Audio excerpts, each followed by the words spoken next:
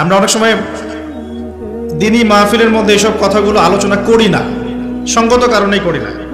কিন্তু কিছু কিছু বিষয় আমি আমাদের নেতৃস্থানীয় ব্যক্তিবর্গ এবং জাতির কল্যাণেই পেশ করতে চাই। যে উমর রাদিয়াল্লাহু আনহু এমন একজন মানুষ ছিলেন যিনি তার সন্তান অন্যায় করার পরেও তার সন্তানকে শাস্তি দেয়া থেকে বিরত রাখেন নাই। তার সন্তান মদ পান করেছিল অথবা জেনা করেছে, দুটোর একটা। এখন কাজী তাকে শাস্তি দিচ্ছে, এবং কাজী যখন শাস্তি প্রদান করছে, শাস্তি কি বললাম, 100 কি বেত্রাঘাত, সূরা নূরে আছে। শাস্তি প্রদান করতে গিয়ে কাজীর মনে একটু মায়া দয়া, কারণ আমিরুল মুমিনিনের ছেলে, এখন তাকে তো আর সবার মতো শাস্তি দেওয়া যাচ্ছে না।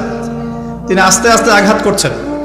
উমর রাদিয়াল্লাহু আনহু নিজে সেই বেতটা কেড়ে নিলেন, কেড়ে নিয়ে নিজের হাতে পিটানো শুরু করলেন। ওই বেত্রাঘাত শেষ হওয়ার আগেই তার সন্তান ইন্তেকাল করেছে। ইন্না লিল্লাহি ওয়া ইন্না ইলাইহি রাজিউন। শাসন, আল্লাহ পাক শাসন ক্ষমতা দিলে এটাতে অকল্যাণের কিছু নাই, যদি আপনি এটাকে বা আমি এটাকে ইনসাফের সাথে, ন্যায়ের সাথে প্রতিষ্ঠা করতে পারি, কোনো সমস্যা নেই। বরং আল্লাহ পাক পৃথিবীতে মুসলিম এবং মানুষদেরকে পাঠিয়েছেন আল্লাহর খলিফা করে। কি করে? সূরা বাকারা পড়েন, আল্লাহ পাক প্রথমেই বলেছেন ওয়াইজ ক্বালা রাব্বুকা লিল মালায়েকা ইন্নী জাইলুন ফিল আরদি খলিফা। হে নবী, স্মরণ করুন সেই সময়ের কথা যখন আল্লাহ পাক ফেরেশতাদেরকে বললেন যে আমি পৃথিবীতে আমার খলিফা পাঠাতে চাই। কি পাঠাবেন? খলিফা। খলিফা কাকে বলে? এন্ড খলিফা কাকে বলে এর ব্যাখ্যা জানতে হলে আমাদেরকে কোরআনেই যেতে হবে। সূরা সদ। কোন সূরা? সূরা সদ।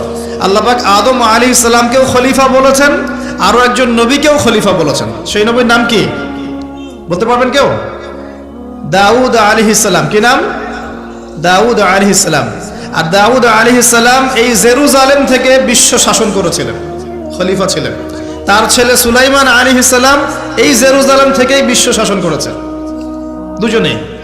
তো দাউদ আলাইহিস সালামকে আল্লাহ পাক খলিফা বলার পরে আল্লাহ পাক বলছেন সূরা সদের মধ্যে মেবি 26 কি 24 নম্বর আয়াতে আল্লাহ পাক বলছেন ইয়া দাউদ, হে দাউদ, ইন্না জাআলনাকা খলিফাতান ফিল আরদ। আমি আল্লাহ তোমাকে পৃথিবীতে আমার খলিফা করে পাঠিয়েছি। তোমার কাজ কি? তোমার খলিফার ফাংশন কি?